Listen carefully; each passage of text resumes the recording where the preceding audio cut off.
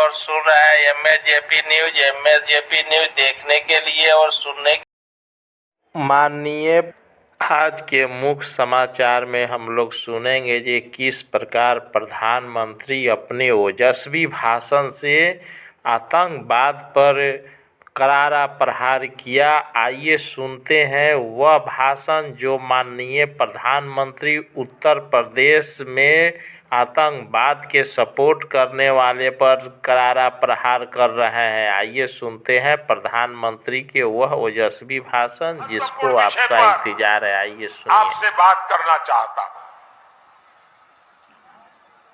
और मैं चाहूंगा सिर्फ आप नहीं, अगर टीवी पे मेरा भाषण कोई सुन रहा है तो मेरे देश के वासियों को मैं कहता हूं, मैं गंभीर विषय की आज यहां से चर्चा करना चाहता हूं। आप भी मेरी बात को गौर से सुनिए। मेरे देशवासियों, मैं विस्तार से आज आपको एक बात बताना चाहता हूं। ये ऐसा विषय है जिससे सिर्फ यूपी ही नहीं बल्कि पूरा देश प्रभावित होता है। ये विषय है आतंकवाद। पिछले अनेक दशकों से हमारा देश आतंकवाद का कहर झेलता रहा है। जिहादी संगठनों की कुदृष्टि हमारी धरती, हमारी संस्कृति और हम लोगों के पर लगातार वो कुदृष्टि रही है। और आप सभी जानते हैं कि जब आतंकी हमला होता है, आतंकवाद बढ़ता है, तो इसका सबसे ज्यादा नुकसान गरीब को, मध्यम वर्ग को, उन्हीं को उठाना पड़ता है, उन्हीं को निभाना पड़ता है। जब आतंकी हमला होता है तो सामान्य मानवी की जिंदगी प्रभावित होती है, व्यापार कारोबार प्रभावित होता है, पर्यटन ठप पड़ जाता है। आपको याद होगा, एक समय था जब हर कुछ सप्ताह के बाद देश में बड़े बड़े बम धमाके होते थे, सीरियल ब्लास्ट होते थे। कभी मुंबई में बम फूटता था तो कुछ दिनों के बाद दिल्ली में बम फूटता था, थोड़े दिनों के बाद जयपुर में बम फूटता था, फिर थोड़े दिन के बाद बेंगलुरु में बम फूटता था, फिर थोड़े दिन के बाद हैदराबाद में बम फूटता था, कभी गुवाहाटी में बम फूटता था, कभी लुधियाना, कभी अगरतला, कभी इम्फाल। हिंदुस्तान के हर कोने में कितने ही शहर उस दौरान बम धमाकों से धराए, कितने ही निर्दोष नागरिक उन हमलों में मारे गए। जब मैं गुजरात का मुख्यमंत्री के रूप में वहां की सेवा कर रहा था तो उस दौरान अहमदाबाद में भी सीरियल बम धमाके हुए थे और उनका षड्यंत्र तो और शहरों में भी था। मैं उस दिन को कभी भूल नहीं सकता हूं साथियों। और उसी दिन जो लोग इन धमाकों में मारे गए थे, धरती खून से लाल हो चुकी थी, माताएं बहनें के आंसू रुकते नहीं थे। मैंने उस रक्त से गीली हुई इस मिट्टी को उठा करके मैंने संकल्प लिया था कि मेरी सरकार इन आतंकवादियों को पाताल से भी खोज करके सजा देगी।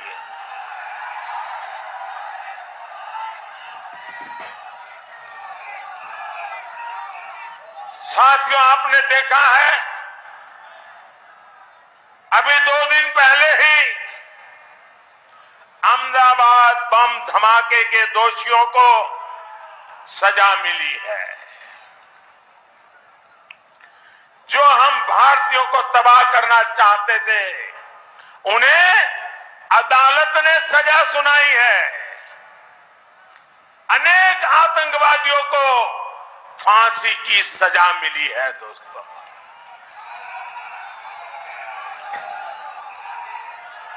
आज मैं विशेष तौर पर इसका जिक्र इसलिए कर रहा हूं क्योंकि कुछ राजनीतिक दल ऐसे ही आतंकवादियों के प्रति मेहरबान रहे हैं। ये राजनीतिक दल वोट बैंक के स्वार्थ में आतंकवाद को लेकर नरमी बरतते रहे हैं।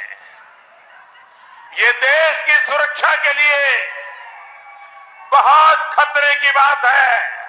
इसलिए हर देशवासी को इसके बारे में जानना जरूर चाहिए। साथियों, और ये गुजरात में बम धमाके हुए, कभी आपने सुना नहीं होगा। इस बम धमाके कैसे धमाके किए गए थे? दो प्रकार से किए गए। पहले शहर में एक साथ 50-60 जगह पे धमाके, और उसके 2 घंटे के बाद अस्पताल में एक गाड़ी रखी थी, उसमें बड़ा धमाका, ताकि इन लोगों को जब अस्पताल लेके आए, उनके रिश्तेदार आए, अफसर आए, नेता आए, तब वो कार धमाका करे। अस्पताल के अंदर शायद ही पहली बार आतंकवादियों ने धमाका किया होगा। वहां भी काफी लोग मारे गए। लेकिन इन्होंने क्या किया साथियों? इन्होंने क्या किया? यहां समाजवादी पार्टी का जो चुनाव सिंबल है ना, उनका चुनाव का निशान है ना, तो शुरू में जो बम धमाके हुए, वो सारे के सारे बम धमाके उन्होंने बम साइकिल पे रखे हुए थे। अब देखिए, साइकिल पे बम रखे हुए थे, और जहां लोग सब्जी वगैरह खरीदने के लिए आते हैं, वही साइकिल पार्क करके चले गए थे, और एक समय चारों तरफ ये साइकिलों पर रखे हुए बम धमाके फूटे। मैं हैरान हूं, ये साइकिल को उन्होंने क्यों पसंद किया? यहां उत्तर प्रदेश में साथियों 2006 में काशी में बम धमाका हुआ था।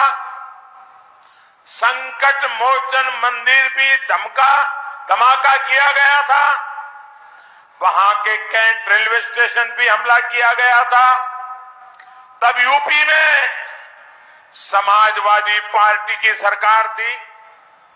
जब 2013 में समाजवादी पार्टी की सरकार फिर से सत्ता में आई, तो इन लोगों ने शमीम अहमद नाम के आरोपी पर ये बम धमाका का जो चल रहे थे, मुकदमों को वापस लेने का फैसला लिया था। भाइयों बहनों, क्या ये आपको मंजूर है? जिन्होंने काशी में धमाके किए, उनके केस वापस लेने का निर्णय उचित था क्या? ये लोगों को आप कभी भी मौका देंगे तो ये अपनी वारदातें करेंगे कि नहीं करेंगे? ऐसे ही आपको याद होगा 2007 में गोरखपुर में आतंकी हमला हुआ था। 2013 में समाजवादी सरकार ने तारिक कासमी नाम के आरोपी से केस वापस ले लिया था, लेकिन अदालत इसके लिए तैयार नहीं हुई, और फिर तारिक को समाजवादी सरकार ने केस विड्रॉ करने का निर्णय कर लिया था। अदालत ने मना किया, केस चला, और परिणाम क्या आया? 20 साल की सजा हुई दोस्तों, 20 साल की सजा। उसको वो बचाना चाहते थे। ऐसे ही 2007 में लखनऊ, अयोध्या के कोर्ट परिसर में बम धमाके हुए थे। 2013 में समाजवादी सरकार ने फिर आतंकी पर चल रहा मुकदमा वापस ले लिया था, लेकिन इस मामले में भी अदालत ने समाजवादी सरकार की साजिश नहीं चलने दी और आतंकी को आजीवन कारावास की सजा सुनाई। साथियों, आप कल्पना कर सकते हैं, ऐसे ही यूपी में एक तो नहीं बल्कि आतंकी हमलों के 14 मुकदमों में समाजवादी सरकार ने बहुत सारे आतंकवादियों से मुकदमे वापस लेने का फरमान सुना दिया था। क्या आतंकवादियों पर रहम करना ठीक है क्या? आप जरा बताइए, रहम करना ठीक है क्या? आतंकवादियों को बचाने के खेल ठीक है क्या? और आज लिपापोती करने निकले हो। ये लोग विस्फोट कर रहे थे, धमाके कर रहे थे और समाजवादी पार्टी सरकार इन आतंकवादियों पर मुकदमा तक नहीं चलने दे रही थी। आतंकवादियों को केस वापसी का रिटर्न गिफ्ट दिया जा रहा था। इतना ही नहीं, समाजवादी पार्टी और कांग्रेस के नेताओं का रवैया और भी खतरनाक रहा है। ये लोग ओसामा जैसे आतंकवादी को जी कहकर बुलाते हैं। ये लोग बाटला हाउस एनकाउंटर में आतंकवादियों के सफाए पर आंसू बहाते हैं। ये लोग किसी दिन भारतीय सेना का अपमान करते हैं, किसी दिन पुलिस को बेइज्जत करते हैं, जबकि हमारी सरकार ने national war memorial, national police memorial बनाया है। हम हर शहीद का सम्मान करते हैं। इतने वर्षों तक मैं इसलिए चुप रहा क्योंकि अहमदाबाद ब्लास्ट केस की सुनवाई चल रही थी। आज जब अदालत ने आतंकियों को सजा सुना दी है तो मैं अब विषय को देश के सामने उठा रहा हूं और मैं आज गुजरात पुलिस की भी प्रशंसा करूंगा कि उसके प्रयासों से आतंकियों के कई मॉड्यूल्स का खात्मा हुआ है। मैं चाहता हूं, मैं आज विशेष रूप से जो लोग अपने आप को बुद्धिजीवी कहते हैं, जो लोग मीडिया में अपना कर्तव्य भाव समझते हैं, जिनसे हम आशा कर सकते हैं, जिनसे आशा नहीं करते उनको हम प्रार्थना भी नहीं करते, उनका समय हम बर्बाद करना नहीं चाहते, लेकिन बहुत लोग हैं जिनसे देश आशा कर सकता है, देश उन पर भरोसा कर सकता है। इसलिए मैं ऐसे मीडिया हाउसेस को, मैं ऐसे अखबार वालों को, मैं ऐसे लेखनी लिखने वाले से आग्रह करूंगा, देश के सामने इन तथ्यों को उजागर किया जाए। अब अदालत ने जब न्याय दे दिया है तब देश के लोगों के सामने पर्दे के पीछे की बातें खोज करके मिलाना, पहुंचाना, मुझे विश्वास है अगर ये चुनाव की आपाधापी न होती तो सब हफ्तों तक, ये अहमदाबाद के अदालत का फैसला है, हफ्तों तक चलता। मैं चाहता हूं ये सच्चाई देश के सामने आनी चाहिए। देश को जागरूक करने का काम सिर्फ राजनीतिक दलों का नहीं, हम सबका है और इसलिए मैं विशेष रूप से मीडिया की चुपकीदी चल रही है, मैं उनसे कहता हूं जी खोल करके सच्चाई देश के सामने लाइए और देश की रक्षा में आप भी सहायक बनिए। हमें ऐसे लोगों से, भाइयों बहनों, हमें ऐसे लोगों से, ऐसे राजनीतिक दलों से हमेशा सतर्क रहना है। ये लोग कुर्सी के लिए, अपने स्वार्थ के लिए देश को भी दांव पर लगा देते हैं। आइए अब सुनिए, माननीय राहुल गांधी ने मध्य प्रदेश में क्या किया घोषणा कर रहे हैं वह बहुत इम्पोर्टेंट है। गैस सिलेंडर उन्होंने 500 रुपया कर दिया। इलेक्शन के बाद अगर हमारा मुख्यमंत्री बनता है तो 500 रुपया में गैस सिलेंडर मिलेगा और विभिन्न प्रकार के योजनाओं और किसान के माफी, कर्ज माफी पर भी जोड़ दिया, माफ करने पर भी बल दिया। ये सुनते हैं राहुल जी का। पिछली बार कहा था हम किसानों का कर्जा माफ करेंगे, हमने कर दिया। हम यहां झूठ बोलने नहीं आए हैं। सिलेंडर कितने का मिलता है? 1200 का। आप लिख लो, चुनाव के बाद यहां मध्य प्रदेश में 500 रुपए का गैस का सिलेंडर हो जाएगा। और जैसे हमने कर्जा माफी की पिछली बार वायदा किया था, इस बार हम उस काम को पूरा करेंगे। 2 लाख रुपए तक का कर्जा मध्य प्रदेश के किसानों का हम माफ कर देंगे। मैंने तो अपने चीफ मिनिस्टर से कह रखा है, कर्नाटक, राजस्थान, हिमाचल, चीफ मिनिस्टर से कह रखा है, देखिए जितना पैसा बीजेपी के लोगों ने अरबपतियों को दिया है, उतना पैसा हमें किसानों को, मजदूरों को, उतना ही पैसा उनकी जेब में डालना है। तो यहां जैसे हमारी सरकार आएगी, गेहूं के लिए 2600 रुपए प्रति क्विंटल आपको मिलेगा और वो बढ़ता जाएगा। आपको पूछने की भी जरूरत नहीं होगी। वो 2600 पे शुरू होगा और वो चढ़ता जाता जाएगा 3000 से आगे जाएगा। और 100 यूनिट बिजली के 100 रुपए के लिए मिलेंगे। तो ये हमारे वायदे हैं और हम चाहते हैं कि जो काम हम छत्तीसगढ़ में कर रहे हैं, किसानों की वहां हमने जिंदगी बदल दी, छोटे दुकानदारों की, व्यापारियों की, स्मॉल और मीडियम बिजनेस वालों की हमने जिंदगी बदल दी, वो हम मध्य प्रदेश में करने जा रहे हैं। देखिए, सच्चाई में आपको बता देता हूं, यहां पे चुनाव कांग्रेस पार्टी स्वीप करने जा रही है। मतलब भारी बहुमत से कांग्रेस पार्टी मध्य प्रदेश में चुनाव जीतेगी और हमारी सरकार आएगी। तो उसके बाद हमारी जिम्मेदारी बनती है।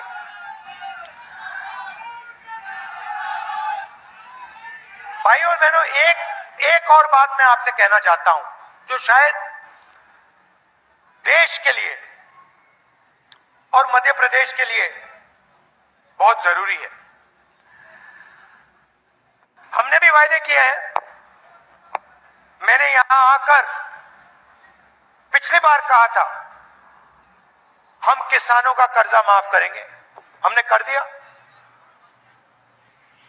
हम यहां झूठ बोलने नहीं आए हैं। सिलेंडर कितने का मिलता है? 1200 का। आप लिख लो, चुनाव के बाद यहां मध्य प्रदेश में 500 रुपए का गैस का सिलेंडर हो जाएगा। और जैसे हमने कर्जा माफी की पिछली बार वायदा किया था, इस बार हम उस काम को पूरा करेंगे।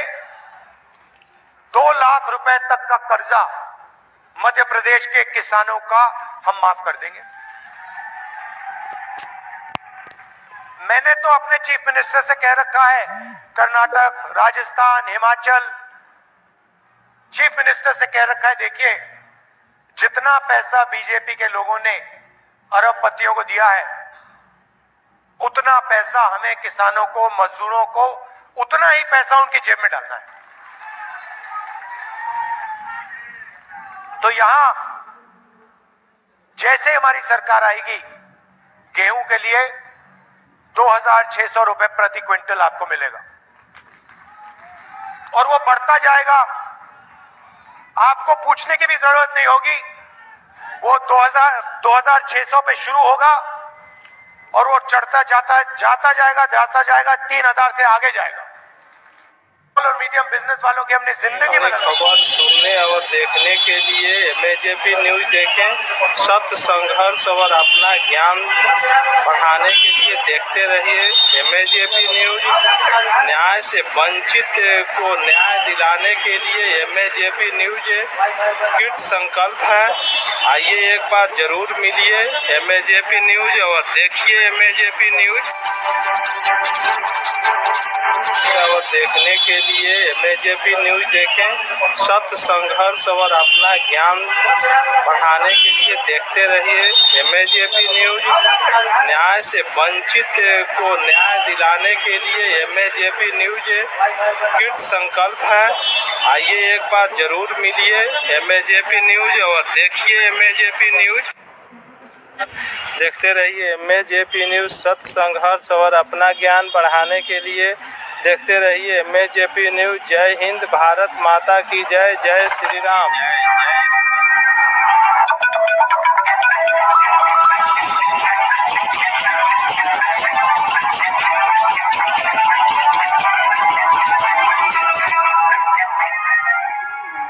धन्यवाद।